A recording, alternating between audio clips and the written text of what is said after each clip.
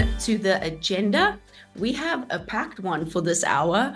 We're going to start off the content portion by doing an overview of what it means to be on time and in full. And then we'll move into a more action-oriented section where we will go over how to and when to dispute OTIF fines with your buyer, how to dispute through HighRadius, and then we will go over billing for overages. So following all the content, we will open the floor for some Q&A time with Allie and myself, and then we'll wrap up the webinar with a product preview of SupplyPike for Walmart. So we have a lot of good content to cover today. All right. So here are a few FAQs that we typically get during webinars. So first being, will we be getting a copy of the slide deck? Yes, absolutely. You can expect to see the PDF version of the slide deck as well as the recording of this webinar appear in your email inbox in about 3 to 4 business days. And if you ever want to find another webinar that you maybe weren't able to attend, you can go to our website where you'll find the recordings there as well as the PDF versions of the slide decks. And second question that we typically get is, what is the best way to ask a question? So at the bottom of your screen, you will see a Q&A tab that has 2 little speech bubbles. And this is where we ask you to please submit any questions related to the content, as I'll be able to monitor them and then tee them up for Allie for the Q&A time at the end. If you have any questions about the content, send them in early. I may interject sometime during the webinar if there is a question pertinent to the content that Allie is going through, but for the most part, I will be saving them for the end. Okay, so last little thing before we get into the content, SupplyPike is a platform designed to help suppliers get paid and get better. So we do this with the software that identifies, recovers, and prevents deductions and compliance issues.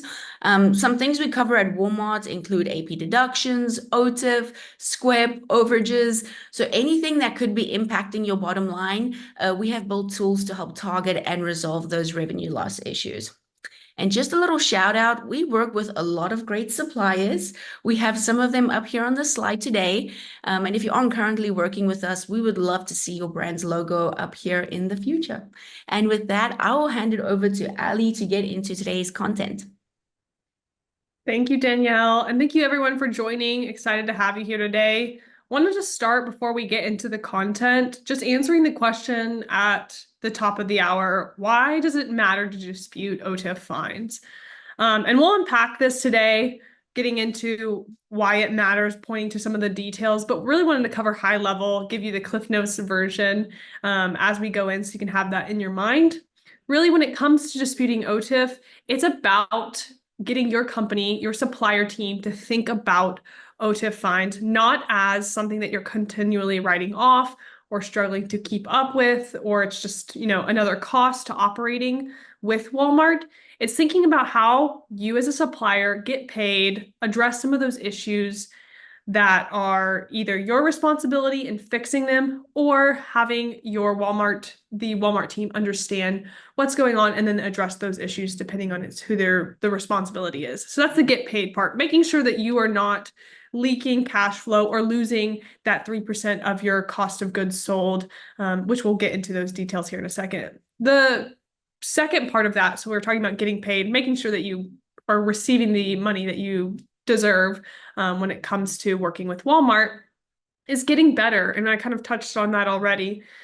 And you'll see that language throughout any SupplyPike content that you're looking at. We really focus on that because there is the get paid part of it, which is, table stakes, but the get better is how you work with whatever retailer you're working with. In this case, we're talking about Walmart, but wanting to be great supplier partners and be able to have more, whether that's space on the shelf, investment in initiatives, and really have your business thrive in whatever retailer you're in. So that's why disputing OTIF fines matter, because it can help your business grow and help you be a better retailer partner. But with that, let's get into the OTIF program and what that means. So we're going to kind of zoom out at Walmart. There are 3 particular compliance or deduction areas in the revenue loss space at Walmart. And I'm wanting to tease out the difference here so we can really focus in on OTIF fines in particular. But you'll tend to see how these cross over if you're a supplier. dealing with these in particular. So we won't spend too much time on deductions, but Danielle will be working on the background, sending some links if you're not familiar with AP deductions at Walmart. And even if you are, there's a lot of new information coming out recently that can help you understand how to dispute better at Walmart. So first things first, how AP deductions are different than OTIF fines is that AP deductions are going to come off your check. So it's exactly how it sounds. It's a deduction from your invoice. OTIF fines are different because they are charges, so an additional fine that you need to pay that come in the form of fines to the supplier. The other thing about deductions is that they can be disputed and won with the right documentation. Invalid deductions can be. With OTIF deductions or disputes, there's not necessarily a specific formula. It can be it's very case by case. And then with AP deductions, they're also going to be disputed in APDP. So that's Walmart's retail link application called Accounts Payable Dispute Portal. So that's how deductions are different. If we look on the right side with SWEP fines, SWEP and OTIF fines are going to be really similar. And we do have educational content on SWEP fines that Danielle can send in the chat. I'm going to make her work early in today's webinar, sending some additional resources. I like to refer to OTIF and SWEP as almost cousins because they do touch similar areas. They're both about compliance, and they both are disputed in HighRadius. However, the differences is OTIF fines are going to be one or the other. So typically, if you have a fine, it's going to be either an OTIF, so an OT on time or in full. You won't get stacked fines typically. That's very uncommon to happen. Whereas with SWEP fines, you may see them stacked depending on the defects within the PO that they're referring to. So those are the differences there. We're really going to focus, like I said, on OTIF fines, however. Here's kind of the overview of what OTIF is. So OTIF is a KPI of supply chain success. It may be referred to different things within different retailers. How Walmart refers to it is OTIF, and that acronym means on time. So making sure that your product is at the right location at the right time, and it's in full. So that's that IF, in full being that you have the correct product to the correct quantity that was ordered. This is another way to refer to this is the Walmart Supplier Compliance Program. So it is the KPI that's being used, but it is also the name of the compliance program. What's the cost of not being compliant? That's the first thing that suppliers are going to ask. First is poor performance. You're going to get a chargeback, and it's going to be 3% of your cost of goods sold. So that can really stack up when it's more than one PO that you're getting this particular chargeback for. These scores are going to be per case. You can see how those start to add up. And like I mentioned, there are different measurements for on time versus in full, which we'll get into here in a second. And if you're wondering how Walmart calculates OTIF, this is the exact formula that they have shown in their documentation. And the percentage is going to be the number of cases on time and in full over the total cases ordered times 100. That's how you get that OTIF percentage that you'll see in your scorecard, which we can talk about later. And we're trying to put our tips in here early, and you'll hear me kind of say this throughout, but wanted to say it at the top of the hour just so it starts to stick in everyone's head, is the goal is to prevent the need to dispute OTIFs because it can be a little bit tricky, and the process is a little bit more convoluted as compared to AP deductions, and not have to rely on OTIF disputing. So the game here is prevention and visibility, which we'll get into as we go through today's content. The other question that suppliers tend to ask often is, who does OTIF affect? So if you're selling to Walmart, you're going to be affected besides these smaller groups of suppliers. So Walmart brick and mortar and e-commerce suppliers are on the hook. However, direct to store deliveries are not within this particular program. Always be on the lookout because this could change. Walmart has changed things in the past, but for now, this is not the case. You would still, as a DSD supplier, be subject to SWEP fines. So thinking about that. Direct import, Walmart International, and marketplace sellers are also not affected in this particular compliance program, but be sure to think about the other compliance programs that may be affecting you if you're not in the OTIF realm. Another call out is that Sam's Club has rolled out their own OTIF program. If you guys are interested in content on that, we can certainly create something. However, they have not, as of Q2 this year, released any fines yet, but be on the lookout for that if your particular supplier team does have Sam's Club business and you are not aware of those fines. Go and check out that platform and see if you're aggregating any fines at this point.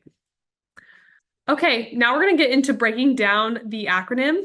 Let's start with what does it mean to be on time? So this will change depending on if you are prepaid or collect, and there's different goals as well. But essentially, Walmart replenishment, if you're unfamiliar, it's designed to be just in time. So making sure that it's kind of the Goldilocks situation. Not too hot, not too cold, just right. Not too early, not too late, right when they need it, so that they have a warehouse that is actively moving in the sense that there's not product just sitting there for weeks at a time that's not needed, that they have exactly what they need to then send out to their stores to have the right products on shelf for customers. So early and late deliveries are going to lead to congestion within that warehouse, within that supply chain. So you will be fined for that if you are creating any of those hindrances. So the expectations for prepaid only start with delivering to DCs on time. So being on time in that MABD window, which we'll talk about, and to do that at about 90%. So if you have been a supplier for a while, you will notice that that number is different for prepaid. So they've actually lowered that this year from 98 to 90, which is helpful, still in the high expectation range at 90%, but a little bit more room for margin there. And then for collect POs, the expectations are that the route or confirmed POs are on time and that POs are ready for carrier pickup. So they're not, still getting pulled out of your warehouse. They are ready to get loaded into the trailer as it is pulling up. And that's what it means to be collect ready at Walmart. Again, they have not lowered this particular score. It is still at 98. But if you are collect, it may feel different than prepaid because prepaid, you're going to be more responsible, whereas 98% for collect is on the responsibility of the carrier to do most of the delivery, since it's just making sure that the POs are confirmed and that you have carrier pickup. So a little bit different.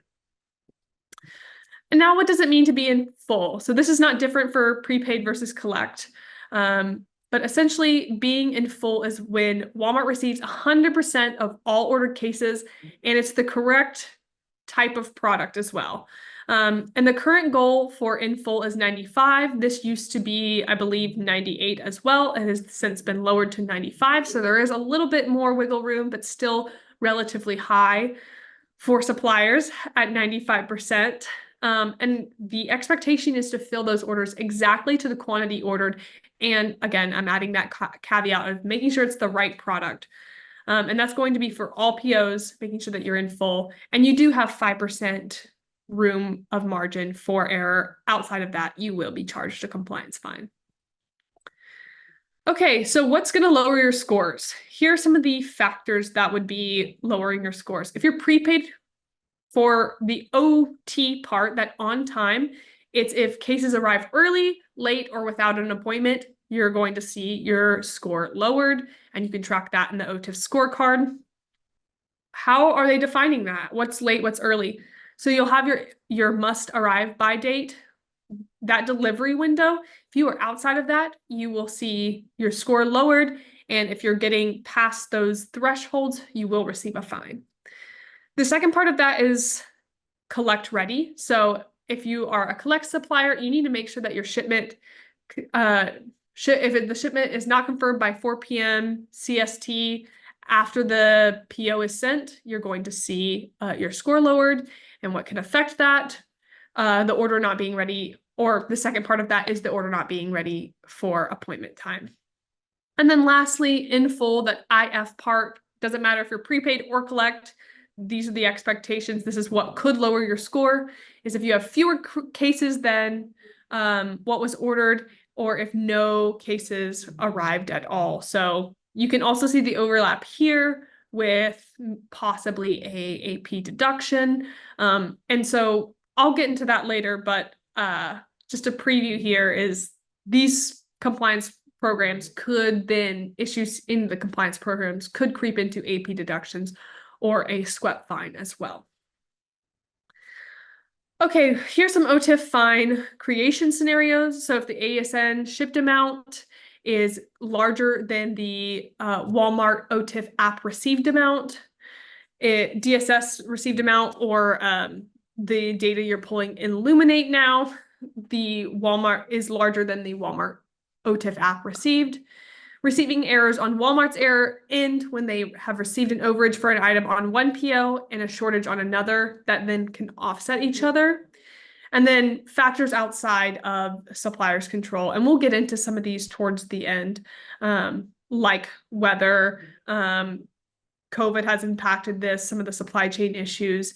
I believe 2 years ago, there was a DC that caught on fire in Indianapolis, or the Midwest area, that was an impact for OTIF fines, and making sure that those were not distributed because of something that was out of control of suppliers and of the retailer. Okay, let's get into the actions to take when it comes to disputing OTIF fines.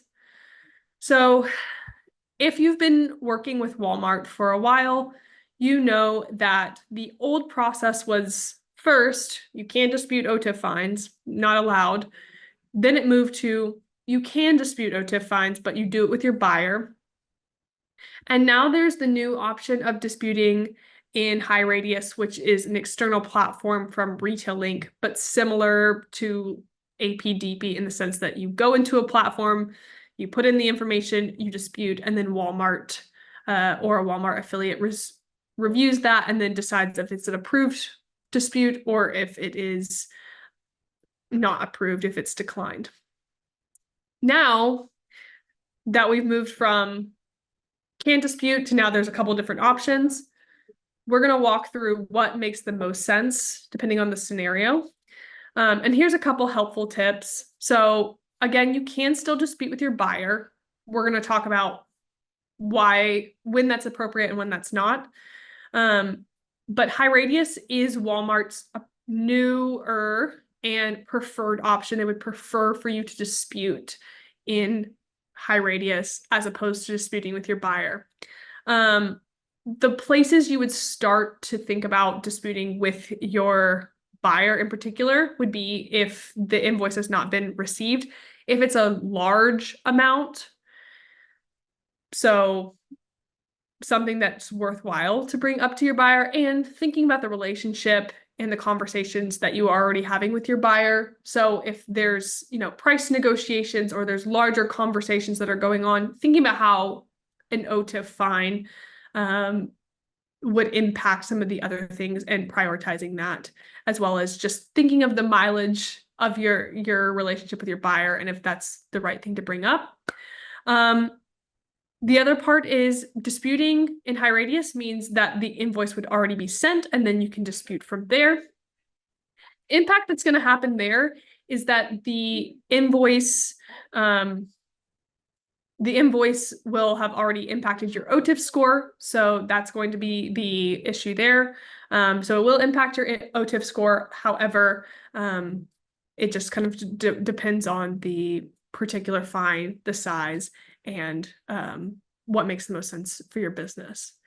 One thing I'll call out here is that first-time suppliers have a 3-month grace period where OTIF fines are waived. So you'll see those impacting your scorecard.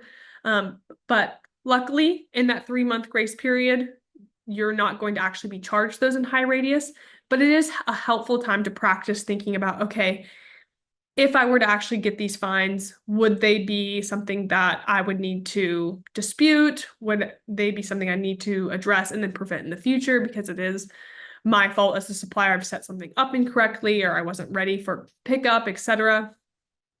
So that's an important call out. I've gotten this question before about what's considered a first-time supplier. And I believe I'd have to look back at the documentation, but it is under the 9-digit supplier code. So if you have a new business, and it has its own 9-digit supplier code, you can actually have that 3-month grace period. So, all right, so here is our workflow that can help you make a decision on where you should be disputing and how you should be disputing. And we'll kind of go through the notes here on the side. But first, I want to draw your attention to that number 1 area, which is checking your OTIF scorecard weekly. That can help you with visibility when it comes to understanding your OTIF compliance at Walmart. However, one call out here is that Walmart, in particular with the OTIF scorecard, only monitors a rolling 13 weeks of data. So if you're disputing anything back past that rolling 13 weeks, you're not going to have data that's held in that scorecard. So that's why it's really important to think about reviewing those fines in a timely manner so you have access to that data and can better understand whether a fine is invalid or valid. So when it comes to disputing with Walmart and you see a projected fine, the first thing you can do is communicate with your buyer. Again, we've talked about if you're seeing a projected fine, you can either go address it, and if it makes sense to communicate it to your buyer and let them know that this is invalid, that makes sense. But the thing you want to have if you're going to your merchant team is the proper documentation. So make sure that you're spelling it all out for them, making it really easy for them to then waive that fine. And if you're going into that conversation with not the proper documentation, not a clear story, it's going to be a lot harder for your buyer to then waive that for you. And if they're unable to approve that, whether they have a million emails in their inbox and they don't see it, or they don't see the story fully, that's fine. You can always dispute in HighRadius. But if it's a large enough fine and it makes sense to have them waive that, depending on some of the other factors that you have going on, that's how you would start that process. So what does it look like to start that dispute process? Here are the main things that you need to have. Make sure you have the PO numbers that are being disputed, any supporting documentation that you can pull, and a detailed dispute reasoning to back up the dispute case. So give them the TLDR, let them know what's going on and the amount that's being requested to waive those fines. All right, now we're going to get into disputing OTIF fines in HighRadius. So we talked about how you could do that with your buyer. Again, that's not what Walmart's documentation has outlined is their preferred method. So here's how we're gonna talk a little bit about what they'd like you to do in HighRadius. So with HighRadius, if you haven't logged into this platform and you're looking for it in Retail Link, you won't find it. It's its own separate platform outside of Retail Link. HighRadius is actually its own company. It's kind of similar to Direct Commerce in the sense that it is an outside third party that has built out this platform for Walmart, and HighRadius has, AP accounting software. So it makes sense that they have this platform. So if you're looking to log in to HighRadius, you have to go to the HighRadius login. You can talk to your Retail Link admin to get you the right account and password, and it will take you to the dispute portal. But that's not the only application that you should have pulled up when you are starting to dispute or review your OTIF fines. So the other one that you need to look at is Retail Link. The OTIF scorecard within Retail Link is going to give you visibility to your OTIF data. So think about your dual monitors. pull up the OTIF scorecard, have it on one screen, and then have HighRadius portal opened up and looking at the dispute portal in the other. So you're able to have the visibility to your OTIF data and then be able to take action on disputing those in HighRadius. Okay, this is a little bit table stakes, but we wanted to cover this as well. How do I find the OTIF scorecard? This is going to be in Retail Link, like we said. Open the browser window. And if you've had issues with Retail Link in the last week, I know that a lot of suppliers have. Clear your cache, cookies, internet history to ensure that you have the latest version that's pulling up. And usually that helps with any of the buffering issues that are happening there. So you'll log into Retail Link and then you'll click on the apps and you have to type in, this is a great tip for any Retail Link users, the exact word that you're looking for within Retail Link. If you type in OTIF scorecard and you don't have the S capitalized, sometimes it won't pull up the application that you're looking for. So make sure you know how Retail Link likes it formatted, and you should see this app. You can also click this star here, and that will actually save it. So it's one of your favorites that pulls up if you're using that regularly. All right. So when should I use the OTIF scorecard? When it comes to the data in the OTIF scorecard, it's really helpful for reviewing ownership of OTIF compliance issues. So understanding, hey, is this my responsibility as a supplier to address? Should I have prevented this, or is this an error on Walmart's side that they should address? Another helpful use of the OTIF scorecard is creating a root cause analysis. So digging into those compliance issues after you've understood who should own that issue. Discussing compliance issues with your 3PL, so pulling up that data if you're having issues with your 3PL and being able to point to a data point on where an error is happening, and then that additional documentation for disputing OTIF fines. And then in HighRadius disputing, the summary, you'll go into the EIPP and select either open, the unpaid claims, or closed bills, paid claims. Both are disputable. Want to point that out. The difference between those is open claims are unpaid and closed bills are paid. You can actually still dispute both of them. So if you have documentation for a paid claim, you can actually go back and dispute those as well. So what you'll do here when you're in HighRadius is check the box next to the invoice that needs to be disputed and then click the dispute button. That's going to open the create dispute window. Then it's going to populate a couple other boxes. The first thing you'll need to fill in is the dispute reason. So keeping that short and sweet as to what has happened. What's the main point of why this should be disputed? And then click the drop-down menu and select that dispute. Then you'll click the blue field under the header to type the amount that's being disputed and enter the amount in the thousands without commas. Again, these feel like little details, but when it comes to disputing within certain platforms, there's always the different rules that can really either make your claim because you're doing it the way that the software likes it, or break it because you're doing this way, you're formatting something or doing it in a way that the software doesn't like, and it can make it confusing for the person on the other end. So again, little tips and tricks to just make it as clean as possible. When you're in the summary section, there's a comments field. That's where you can be detailed, give facts supporting the reason for the dispute. If there's an email for the claim, you could consider adding it to a Word document and attaching that. We've seen some suppliers do that with success. And then you'll click upload to browse any necessary files. So making sure that you're, attaching any screenshots of the OTIF scorecard, or if you want to upload a PDF of a different document that you have, whether that's proof documentation or you want to upload a PDF of an email, etc.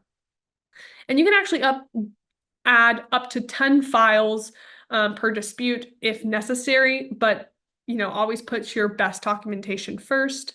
And then you confirm that by selecting OK, which is in the corner. So make sure that you do that as well. We have had suppliers toggle away because they think that it's done. And this is what it will look like. So this is just an example of HighRadius. So you can see some of the information here. And again, it's a customer-facing tool. It's a third party that Walmart has used to build out this platform. So essentially that's what it looks like with the open bills, closed bills, and some of the points that we talked about earlier. Like I said, these are the two that can be disputed. Doesn't matter if they're open or closed. And again, we're walking through just the screenshots here of how you do that. So you select it, and then there's a dispute button off to the right-hand side. And here's the information, how it's going to be pulled through. So dispute reason, you toggle down, amount to be disputed, which I'll call out. Go ahead and just put the full amount. We've seen suppliers say, you know, okay, half of this claim is right and half of it is wrong.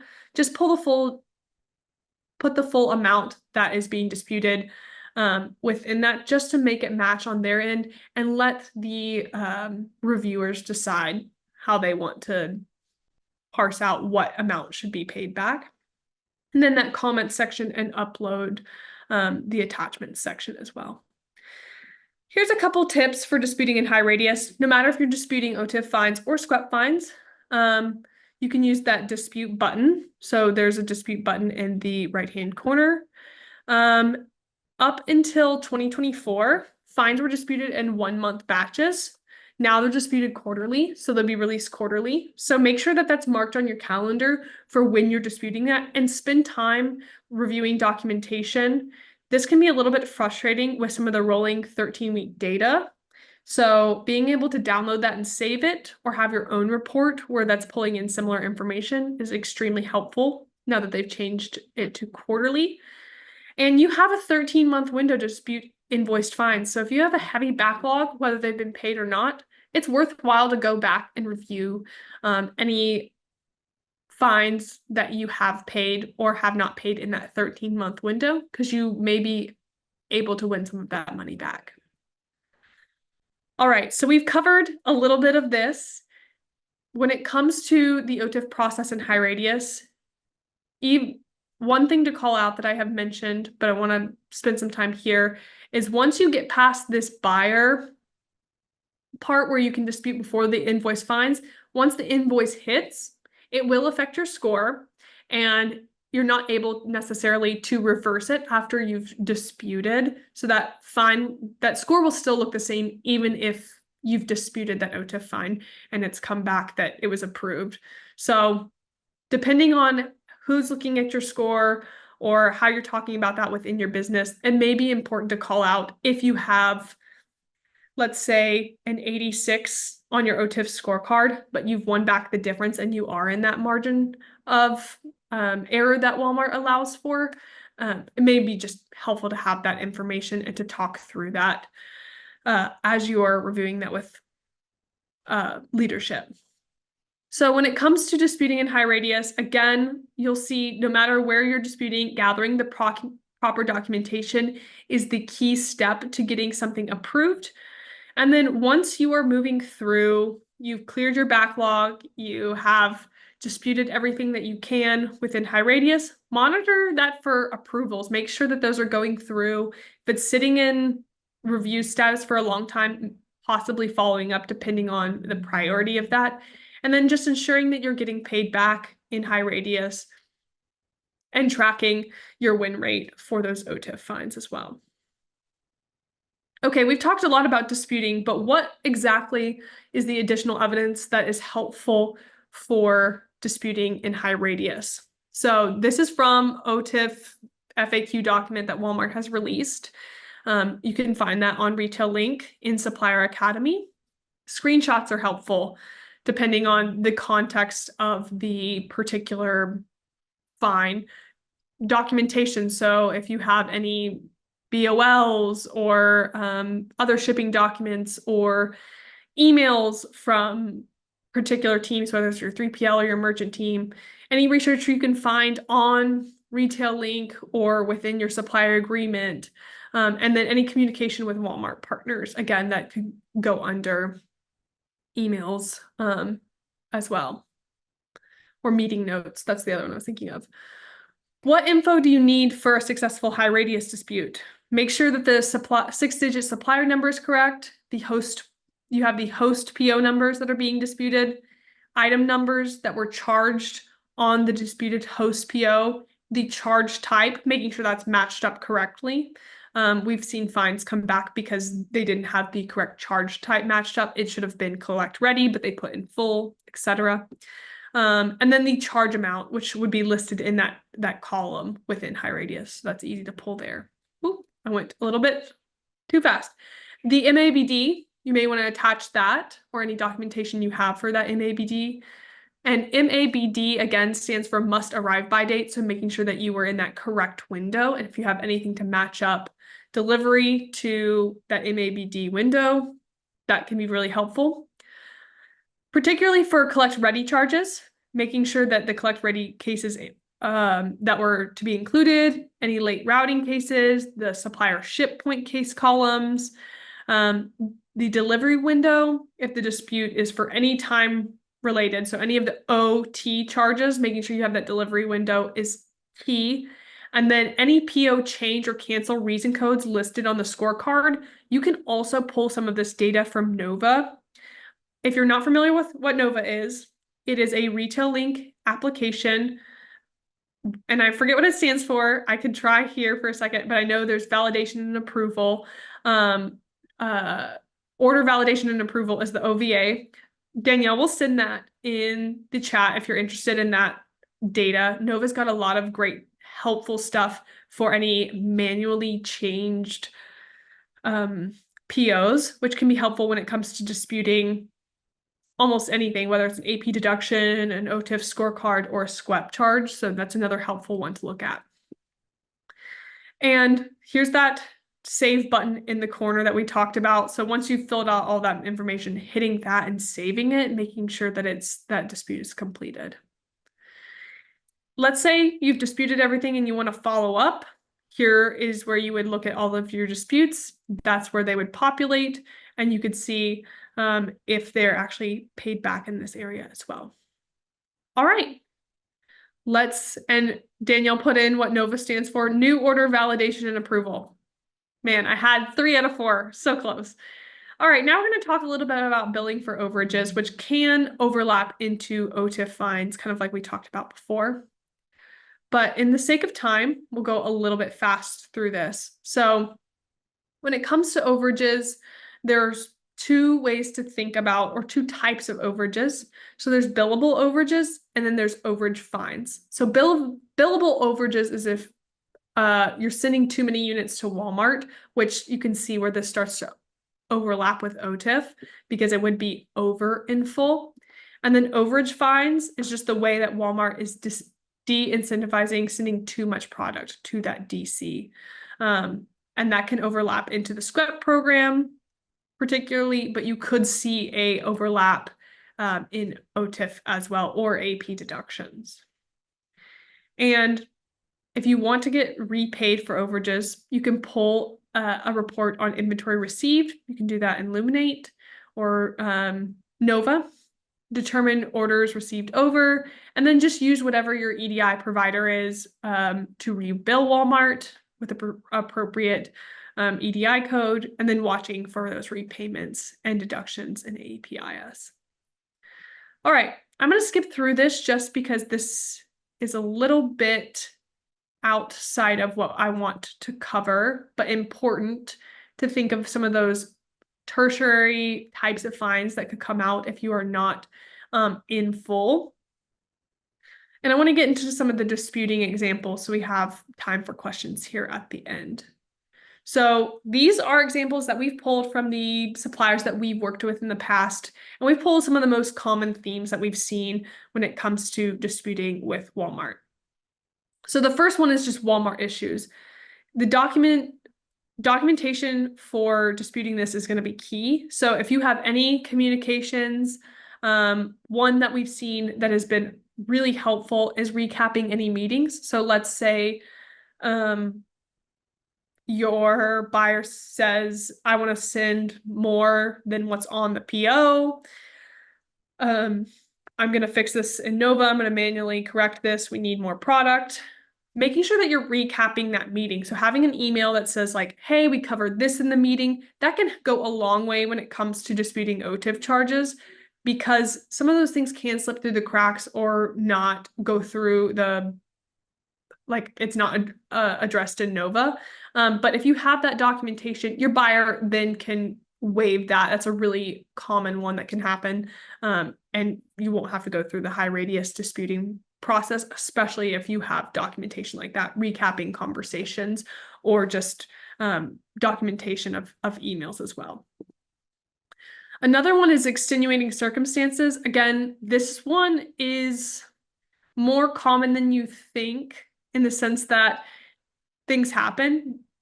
There's, supply chain issues, there's acts of God, etc.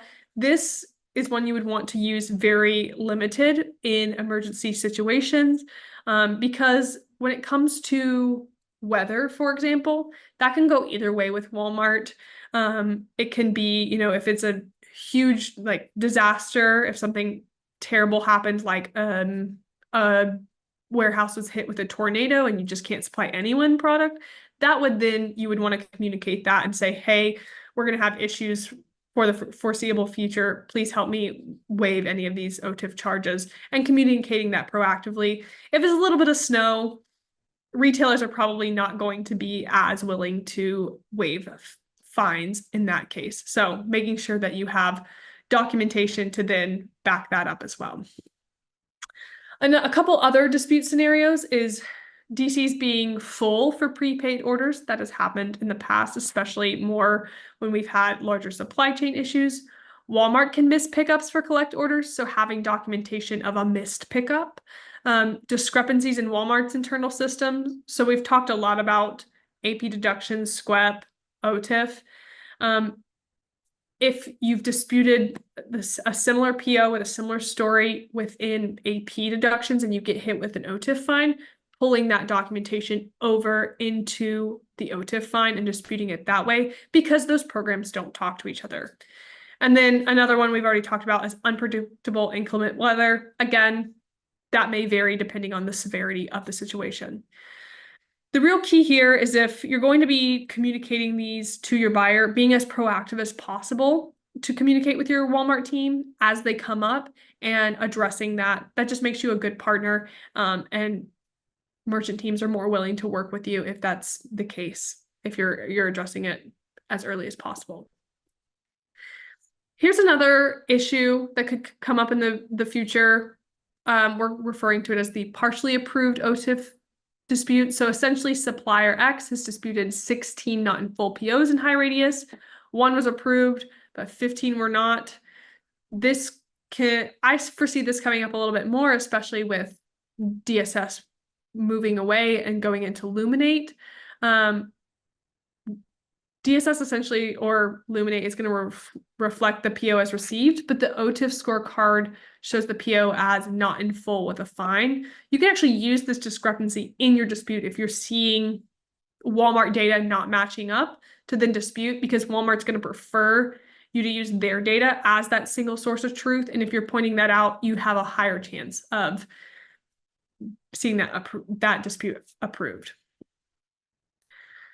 Another example that we've seen is a different supplier has disputed an OTIF fine in HighRadius, and then there's a deduction, an AP deduction, and a SQEP fine on the same PO. Again, these compliance programs don't interact. They're not the same teams. They're separate teams. They're separate reviewers. So you can use that dispute resolution or similar documentation from another program. And that's why if you come on any supplier wiki webinar, you're going to hear us say, save any evidence, save proof documentation, even if that claim is approved. Don't delete it. Save it, because it could hit you in another SQEP fine, in an OTIF fine, in a deduction. They're all released at different times. So you may get that fine, 1 month, and then 2 months down the road, you're getting your quarterly OTIF fines and it shows up again. And then zooming out even more, if you're getting some of those quarterly or annual true-ups, also known as audits, you could see the same PO coming through in an audit as well. So it's really important to save that information for short or long-term dispute reasons. All right, so as we're rounding out today's conversation, I'm going to communicate the best practices that we've seen with the suppliers we've worked with. What are the key things to remember when you are thinking about disputing your OTIF fines or chargebacks? First things first, communicate with your merchant team proactively and clearly. Second, document extenuating circumstances or Walmart issues and use that as proof documentation. Buyers are going to be your primary contact if you're having any waiving fines, but Walmart documentation has outlined that HighRadius is the preferred method. The goal here is to prevent the need to dispute, so having visibility into those projected fines and not rely on OTIF disputing. Dispute if you can before fines are issued, but if not, dispute on HighRadius. OTIF fines are going to be released about 4 to 5 weeks after quarter end. So mark that in your calendars and make sure that you have adequate time and have been collecting proof documentation for those chargebacks so you can dispute those. And remember, OTIF data is usually about 1 to 2 weeks behind. So you want to make sure that you're looking at a couple different resources and accurately planning when you're disputing those so you have the best possible data at your hand. All right, last things is here is how you can follow up with Walmart when it comes to any issues that you're seeing. So for customer service questions, this is the email that they've asked suppliers. Walmart has asked suppliers to respond or reply to. There's the supplier contact center, that's their number there, and then the contact center link, which we can send in the chat here in a second. With that, I don't know if we have any questions, but I will take them if we do. Thank you for going through all that content, Allie. We do have a couple of questions that have come through.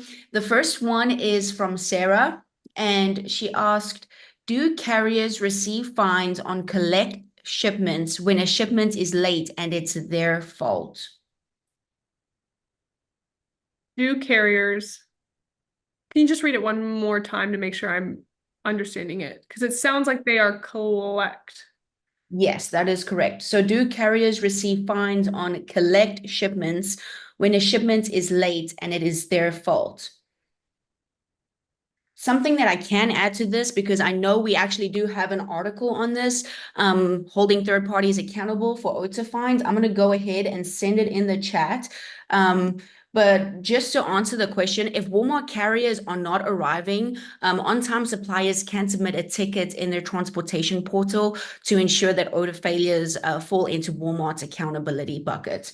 So that's probably the best way to go about that. I don't know if you want to add anything to that, Allie. No, that's what I was thinking too.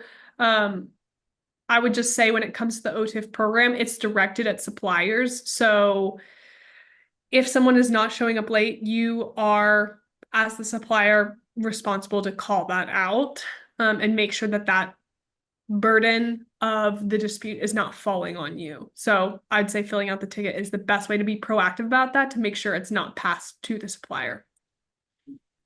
And then second question, what can we do if we are out of stock on an item and every week Walmart keeps ordering it, which is causing chargebacks? Yeah, that's an important question. What I would say is if you're out of stock on that, communicate that to the team. You can also put a hold on that, whether that's in you're manually communicating that to your Walmart team or you're putting that in Nova. So canceling all those POs and putting the cancel reason as like no product. But I would first start with communicating that to the Walmart team so they have visibility that you would be canceling those POs. If you have a PO that is like that one, like an item, let's say you have, a pink lunchbox and you could supplement it with a blue lunchbox. It's basically like for like. You can also offer that as a solution. But I would say communicating that in an email to the specificity of we do not have this product. We will not have this product for X amount of weeks at the earliest. Here's a solution for how you can make sure that you have the inventory that you're looking for. Or if you can't provide that, being very clear and saying, hey, we have nothing, and apologize for the issue and explaining that to the best of your ability. So Thank you, Allie, and thank you everybody for your questions. It looks like we didn't have any further come in. If you do think of a question later or would like to share any insights with us, please feel free to reach out to us on our email, or you can find us at supplypike.com. We would love to continue that conversation with you. And that is all that we have for our product, for the content portion of today's webinar. Now we're going to switch it up and move on to the product preview, where we'll give you, go and get some insight into our deduction and OTIF solutions. And Allie is going to show you some really cool features and just give you a little insight into how we could potentially help you. So I'll go ahead and hand that back over to Allie. thanks, Danielle. I did see a couple more questions come through, and we do have a little bit of time, so I'll answer those. Danielle may have not seen those, so no worries. And then I'll get into the product preview.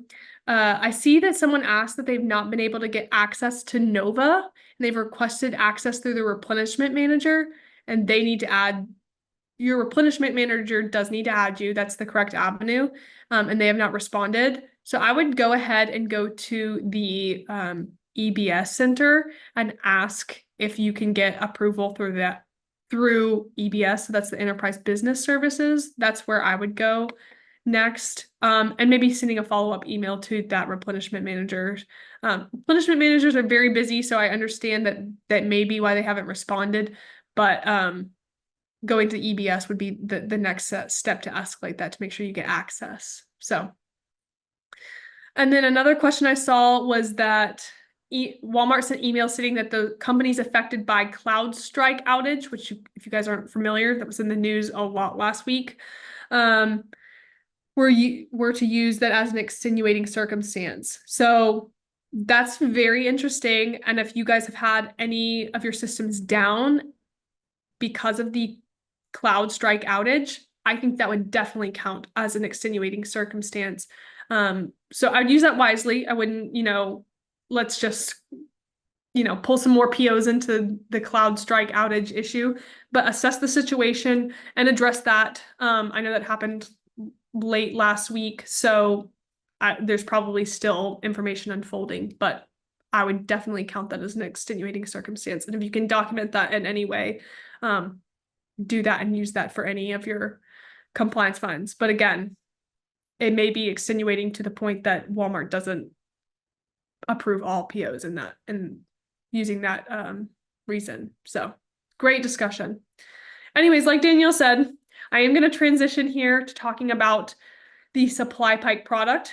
At Supplier Wiki, we don't like to be super salesy, but we do want to let you know what we're doing at SupplyPike. Before I get into that, wanted to say, these are our emails. If you guys have questions or you have content that you want to see, you have a topic at Walmart or other retailers that you want researched and need help with, we would love to be that help. So please email us, or if you're interested in looking at what SupplyPike has, but you don't have time to stay around for our product preview, check out supplypike.com. You can sign up for a demo and get a free analysis with your data as well in that, so you can actually see how your Walmart, Kroger, Amazon, Target, Home Depot, CVS business is performing in the revenue loss space. And that can be helpful, or maybe you need to partner with us and use our platform. So here we go. Let's get into SupplyPike for Walmart. I'm going to transition my screen here. Perfect. And today we have the OTIF dashboard.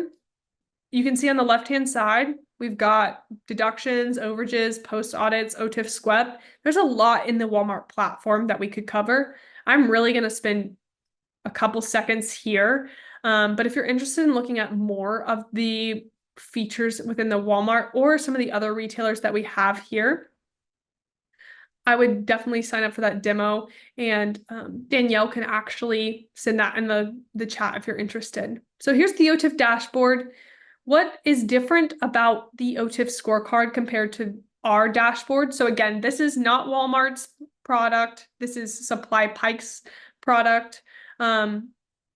is that we pull past that rolling 13-week data, and this is going to give you a higher level of visibility and a very streamlined look at your OTIF business. So you can see, again, this is a demo account.